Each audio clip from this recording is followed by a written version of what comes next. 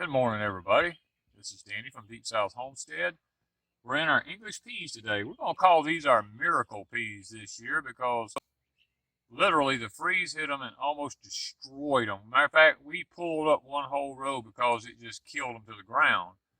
And we've really sit back and said, you know what, we're probably not going to get anything this year. Our first year of failure because of all the disease it looked like it hit the plants. But you know what?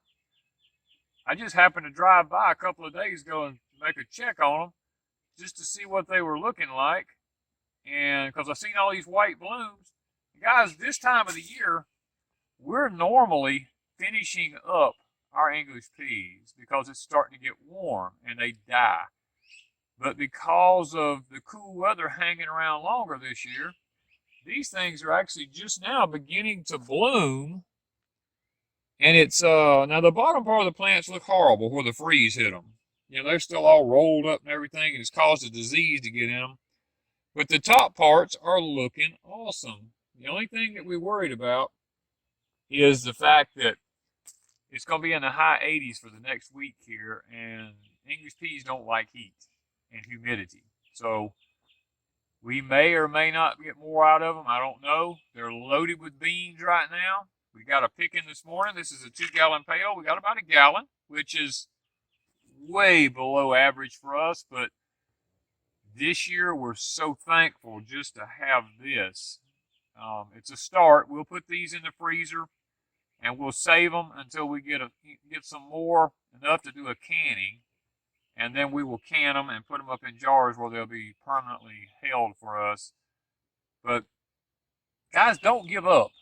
You know, the weather is going to get worse for the next few years, and growing is going to get harder.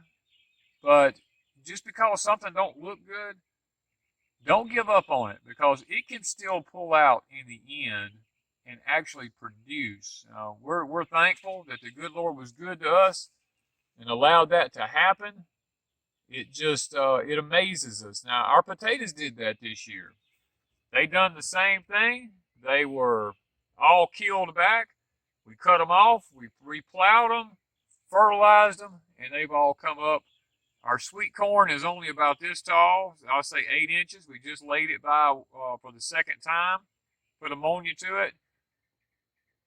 We should have sweet corn 2 foot tall, but we couldn't because the weather would not permit it. So this grand solar minimum thing, guys, there may be something to it because gardening is a lot later for us this year, and it's just the cold just keeps hanging on, or at least cool weather for us. Now we have our Blue Lake snap beans here beside us. They're looking fairly decent, but we're noticing there's some blight starting to hit it. Now we don't know if it's gonna damage them too bad or not, but we're gonna hang in there and we're gonna see what they do and see if we can get something to can off of them. And this row that we took up out of the English peas here, we are going to, when the day comes to plant above ground crops, we're going to try to get them rattlesnake beans planted in here so that by the time the English peas come out, we'll have a rattlesnakes be going in here pretty good. And maybe we'll be able to get a decent harvest off of them to make up for the snap beans. And the black row cover, we've noticed while we're working in here, it hasn't rained here in about 2 or 3 days. The ground is staying wet underneath this. We were surprised. We figured that black heat would draw the moisture out of the ground, but guys, I'm on my knees and my pants are soaking wet from going through here on this, and it's not the dew. But now our mustard, we're leaving some of our mustard, our broadleaf, to go to seeds. As you can see, we have one come up in the lemongrass here.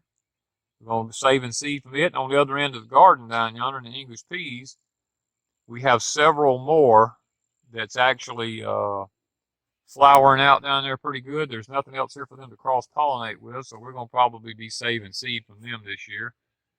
We left a few random ones just for that purpose because, guys, that stuff makes some awesome mustard to eat now.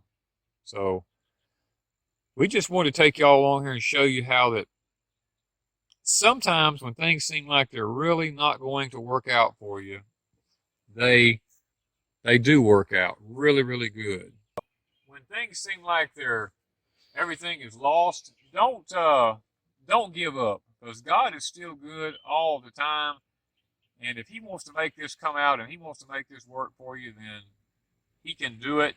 And we're just patiently waiting on Him to see what happens with the rest of our vegetables and the rest of the stuff that we have here, our fruit trees and things like that. We're trying to make sure that we give Him every opportunity to do what He needs to do on His end. Because, hey, guys, once you put that seed in the ground, it's really out of your control. It's really in God's hands and His hands only. You may do the labor, but He's got to give the increase.